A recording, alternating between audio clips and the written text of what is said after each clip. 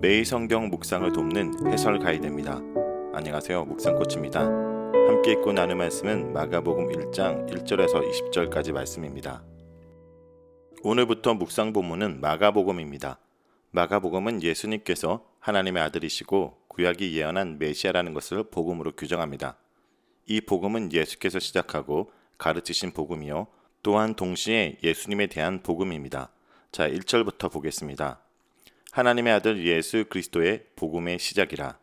1절에서 하나님의 아들이라는 표현은 구약에서 여러 대상을 향해서 적용되었던 표현입니다. 경우에 따라서 말라기 2장 10절에서는 모든 인류, 출애굽기 4장 22절에는 이스라엘 민족, 욥기 1장 6절에서는 천사들, 사무엘하 7장 14절, 시편 2편 12절에서는 왕들을 말할 때 이 표현을 쓰고 있습니다. 마가복음의 문맥에서는 이 표현이 예수님과 동격으로 사용되고 있기에 마가가 이 표현을 통해서 구약의 어떤 의미들을 염두에 두고 사용했는지 밝히는 것은 쉽지 않지만 아마도 진정한 이스라엘이요, 진정한 왕이라는 개념을 예수님과 연결시키고 있는 것 같습니다. 예수 그리스도의 복음의 시작이라는 표현은 헬라어에서 예수 그리스도가 소유격으로 표현되고 있는데 이것은 다음 두 가지로도 번역이 가능합니다. 예수 그리스도가 전한 복음으로도 번역할 수 있고 그리고 예수에 대한 복음이라고 번역할 수도 있습니다. 마가복음의 문맥을 고려할 때도 둘 다 번역이 가능합니다. 마가복음에서 예수 그리스도의 복음은 예수께서 시작하신 혹은 가르치신 복음이기도 하고 예수님에 대한 복음이기도 합니다. 다음 2절과 3절입니다. 선지자 이사야의 글에 보라, 내가 내 사자를 내 앞에 보내노니 그가 내 길을 준비하리라. 강야에 외치는 자의 소리가 있어 이르되 너희는 주의 길을 준비하라. 그의 오실 길을 곧게 하라. 기록된 것과 같이 본문에서 등장하는 표현은 선지자 이사야의 글이라고 표현되어 있지만 실제로는 이사야 40장 3절과 출애굽기 23장 20절에 합성되어 있는 인용입니다. 보라, 내가 내 사자를 내 앞에 보내노니라는 출애굽기의 표현은 원래 구약 문맥에서 하나님께서 자기 사자를 이스라엘을 위해서 이스라엘보다 앞서서 보내겠다는 의미입니다. 이러한 관점에서 사자가 누구인지는 뒤에 나오는 문맥에서 좀 더 명확해지겠지만 세례 요한을 지칭합니다. 여기서는 이사야 40장 3절을 거의 문자적으로 적용하고 있습니다. 구약에서 여호와의 길이라는 표현은 마가복음에서 주의 길이라는 표현으로 바뀌었고 이 같은 변환을 통해서 이 구약의 예언이 예수님에게 직접적으로 적용될 수 있게 된 것입니다. 흥미로운 사실은 이사야 문맥에서 먼저 보낸 자에 이어 등장할 분은 하나님 자신을 가리킵니다. 그런데 세례 요한은 뒤에 오시는 분을 예수님에게 적용함으로써 예수님 안에서 종말론적으로 오시는 하나님의 모습을 투영하고 읽고 있습니다. 이러한 신약의 이해는 마가복음만의 특별한 것으로 보기는 어렵습니다. 마태복음도 예수님의 탄생을 이야기하면서 이 아기의 탄생을 임마누엘이라는 신학적 관점으로 설명하고 있기 때문입니다.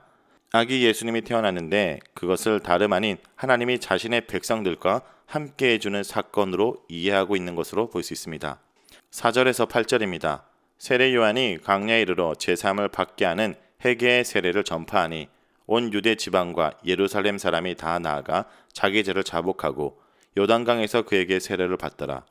요한은 낙타 옷을 입고 허리에 가죽띠를 띠고 메뚜기와 석청을 먹더라. 그가 전파하여 이르되 나보다 능력 많으신 이가 내 뒤에 오시나니 나는 굽혀 그의 신발끈을 풀기도 감당하지 못하겠노라. 나는 너에게 물로 세례를 베풀었거니와 그는 너희에게 성령으로 세례를 베푸시리라. 세례 요한이 이르러라는 표현은 마가복음에서 세례 요한의 등장이 우연한 것이 아니라 하나님의 구속사에서 예견된 등장이라는 뉘앙스로 풍깁니다. 물론 구약 말라기에는 마지막 때에 엘리야와 같은 선지자를 보내실 것에 대한 이야기가 등장합니다.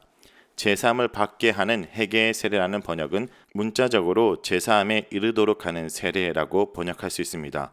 회개하다라는 단어는 히브리 동사 슈브에 해당되는 단어인데 이 말의 성경신학적 의미는 통회하는 마음의 상태만을 의미하지 않고 그것을 포함해서 하나님께로 삶 전체가 온전하게 돌이키는 것을 의미합니다. 세례라는 예식의 기원에 대해서 학자들마다 의견이 분분합니다. 구약에서는 부정을 정결하게 하는 의식적인 씻음이 존재했고 씻음이라는 것이 회개와 관련되어서 이사야 1장에도 등장합니다. 1세기 유대교에는 개종자의 세례라는 것이 존재했습니다. 또한 쿰란 공동체에서는 앞으로 임할 심판에 대한 준비로서 죄를 고백하고 몸을 깨끗이 씻는 예식이 존재했습니다. 아마도 세례 요한의 세례는 하나님의 통치를 기대하고 자신을 돌아보아 죄를 회개한다는 관점에서 쿰란의 세례와 가장 유사한 것 같습니다. 6절에 세례 요한에 대한 흥미로운 묘사가 등장하는데 그는 약대 토록과 가죽들을 띠고 있었습니다. 허리에 가죽들을 띠고 있었다라는 표현은 열왕기하 1장 8절의 엘리야에 대한 묘사와 일치합니다. 고대에는 메뚜기는 적절한 음식으로 사용되었습니다. 여기서 우리는 세례 요한과 아합 시대 엘리야 선지자의 역할 간의 병행 관계를 찾아볼 수 있습니다. 그리고 요한이 베풀었던 세례의 특성은 온 유대 지방과 예루살렘에 사는 사람들, 즉 전 유대인들을 향한 이스라엘의 언약 갱신의 의미를 가지고 있습니다. 여기서 요한이 베푼 세례의 특징이 드러나는데 그의 세례는 자신의 죄를 자복한 사람들에게 징표로서 주어지는 세례였습니다. 세례 요한은 예수님의 사역의 특징을 성령으로 세례를 베푸는 것으로 묘사하고 있습니다. 이것은 구약 선지자들의 선포와 연관성 속에서 이해할 수 있는데 에스겔은 종말론적 비전 가운데 성령이 부어져 하나님의 백성의 마음을 새롭게 할 것을 예언하였고 요엘은 메시아 시대에 부어질 성령에 대해서 이야기하고 있습니다.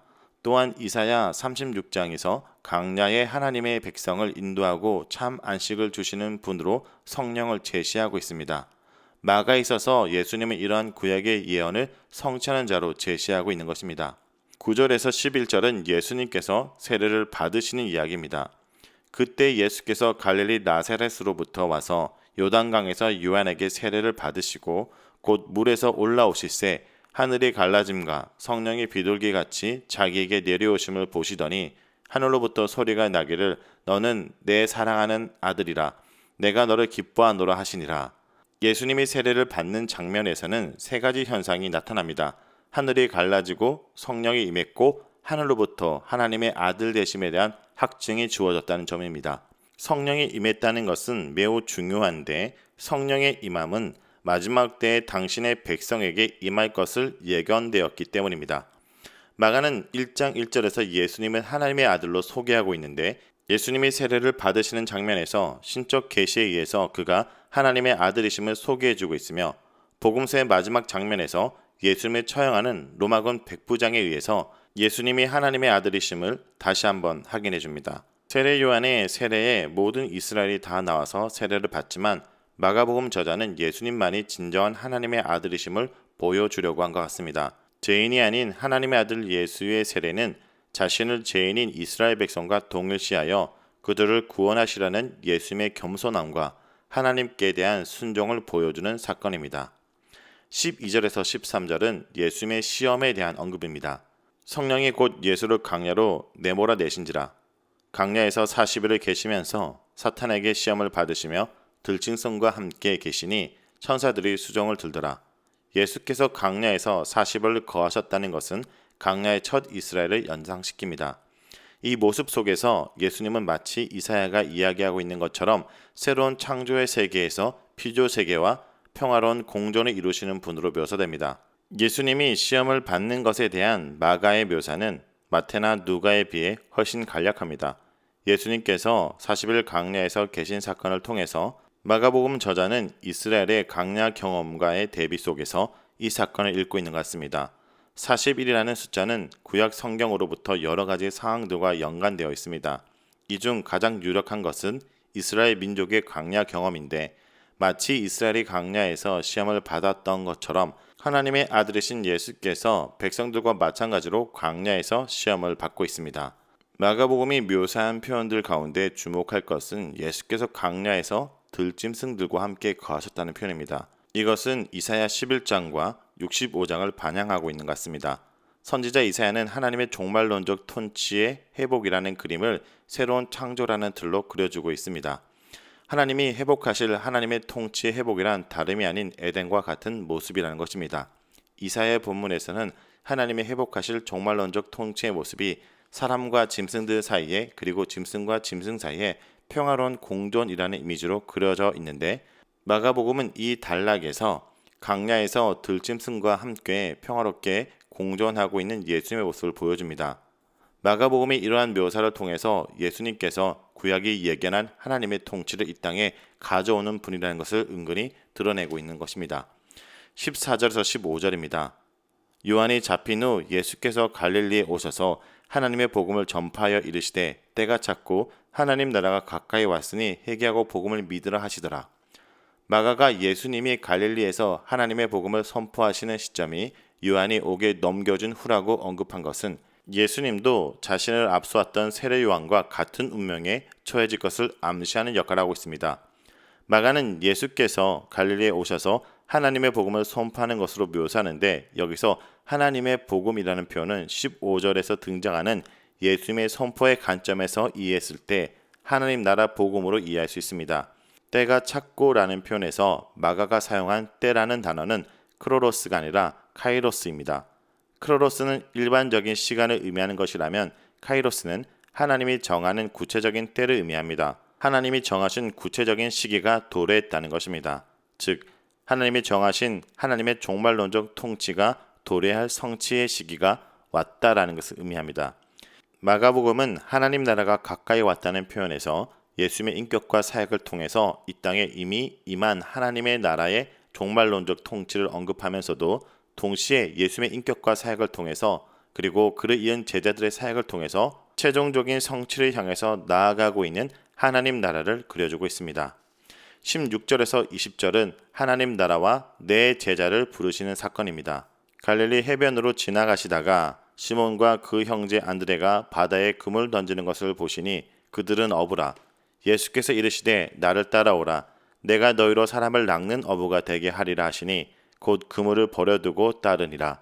조금 더 가시다가 세베대 아들 야고보와 그 형제 요한을 보시니 그들도 배에 있어 그물을 깁는데 곧 부르시니 그 아버지 세베대를 품꾼들과 함께 배에 버려두고 예수를 따라가니라. 앞에서 예수님은 하나님의 복음을 선포하시고 하나님 나라 통치를 알리셨습니다. 그러한 선포 다음에 등장하는 제자들을 부르시는 사건은 얼핏 보면 다소간에 부조화해 보입니다. 하나님의 나라의 도래를 통해서 무언가 대단한 일이 일어날 것을 기대하고 있는데 예수님께서는 제자들을 부르고 계십니다. 구약의 관점에서 생각해 볼 때 하나님 나라의 모습은 장엄한 모습으로 임할 것이라고 기대되었습니다. 유대교에서 기대한 하나님 나라 도래는 이 땅에 하나님의 통치를 알리는 사건으로 이 땅에서 악과 악의 동조한 세력에 대해서 대대적인 심판이 있을 것이고 그런 자들은 신원을 받게 될 것을 의미합니다. 그런데 예수님께서는 이렇게 기대했던 심판과 신원의 사역을 바로 보여주는 것이 아니라 하나님 나라 통치를 알리시고 난 후에 단지 제자들을 부르시는 데 그치고 있습니다. 이것은 제사함을 통해서 하나님 나라 백성이 되는 것과 예수님의 제자가 되는 것 사이의 연관성을 보여줍니다. 즉 하나님 나라의 종말론적 통치는 예수님의 제자들을 통해서 효과적으로 수행될 것이라는 점입니다. 이런 의미에서 제자 공동체의 출현은 예수님께서 하나님 나라를 선포하셨을 때 필연적으로 발생하게 됩니다. 마가복음은 시몬과 그 형제 안드레가 어부였다고 언급하고 있는데 어부를 단순히 무식한 사람들로 이해하려는 경향이 오늘날 교회 안에도 존재하고 있는 것 같습니다. 그러나 이 같은 주장은 문화적 다양성을 잘 알지 못하는 주장입니다. 당시 팔레스타인에서 어업은 매우 중요한 산업이었고 이러한 직종에 종사하는 것은 인기 있는 일이었습니다. 참고로 오병이어 기적에서 아이가 싸운 도시락의 품목에도 물고기가 있다는 것은 물고기가 그들의 식문화에서 얼마나 기초적이면서도 중요한지를 보여주는 작은 하나의 본보기입니다. 또한 마가복음은 예수님께서 제자들을 부르셨을 때 각 제자들이 포기한 항목들을 기술하고 있습니다. 그물과 아비와 사꾼들을 버려두었다는 것은 예수님을 따르는 일이 가장 중요한 우선순위였다는 점을 말해주는 것이지 문자적으로 모든 가족 관계를 포기했다는 뜻이 아닙니다. 나중에 베드로의 장모를 치유하는 이야기 속에서도 나타나지만 제자들은 문자적 의미에서 가족 관계를 완전히 포기하지는 않은 것이 분명합니다. 따라서 예수님의 말씀을 지나치게 문자적으로 이해하는 것은 본문이 보여주려고 하는 것을 넘어갈 수 있습니다. 그래서 예수님께서는 제자를 부르시는 목적을 설명하면서 사람을 낚는 어부가 되게 하기 위해서라고 말씀하시는데 이 설명은 예레미야 16장 16절에 근거한 것입니다. 그런데 자세히 관찰해 보면 사람을 모으는 목적이 다르게 기술되어 있습니다. 예레미야에서는 심판을 위해 모으는 반면에 마가복음에서는 심판으로부터 구원하기 위해서 모으고 있습니다. 자, 여기까지가 마가복음 1장 1절에서 20절까지 내용입니다. 오늘 이 말씀을 통해 우리는 무엇을 묵상하고 적용해야 할까요? 첫째, 우리를 위해 종으로 오시는 예수 그리스도를 기억해야 됩니다. 예수님은 요단강의 세례 요한에게 찾아가 세례를 받으십니다. 죄인도 아니면서 죄인을 위해 죄인을 대신하여 죄인과 함께 죽음으로써 죄인을 살리려고 그들을 하나님의 백성으로 새롭게 창조하시는 소명에 충성하기로 하신 것입니다. 그 결말이 고난받는 종으로서 죽음까지 수용한 것임을 모르지 않았을 텐데 그것만이 칼의 나라를 이기고 사랑의 나라를 세우시는 길이며 하나님께서 기뻐하시는 길인 줄 알고 순종하셨습니다. 하나님의 아들이 우리를 위해서 종으로 오셨고 종의 길을 걸어가십니다. 이것이 우리에게 복음입니다. 둘째, 예수님은 우리를 부르십니다. 하나님 나라 왕 예수께서 평범한 일상으로 찾아가 어부를 제자로 부르십니다. 나를 따르라는 명령은 앞서 하셨던 회개하고 믿으라는 말입니다. 자신의 자격을 먼저 생각하지 말고 부르신 분의 계획과 의지를 믿고 따라오라는 명령입니다. 돌아보지 말고 계산하지 말고 부르신 분을 믿고 나오라는 명령입니다. 이 부르심 때문에 버림이 가능했고 그 버림이 있었기에 따름이 가능했습니다. 예수님과 세례 요한과 제자들을 통해 보듯이 하나님 나라의 부르심은 고난으로 부르심입니다. 감옥으로 부르심이요 버림으로부터 부르심입니다. 그 모든 상황보다 하나님이 크시고 어떠한 상황에서도 하나님이 선이고 사랑이라고 믿을 때 따를 수 있고 순종할 수 있을 것입니다. 여러분, 오늘도 하나님은 우리를 부르십니다. 여기서 따라오라라는 명령이 회개하고 믿으라는 말처럼 여러분, 주를 따라서 이전의 세상과의 관계를 정리하고 하나님으로 돌이키고 그분을 쫓아가는 하루가 되길 간절히 기도합니다.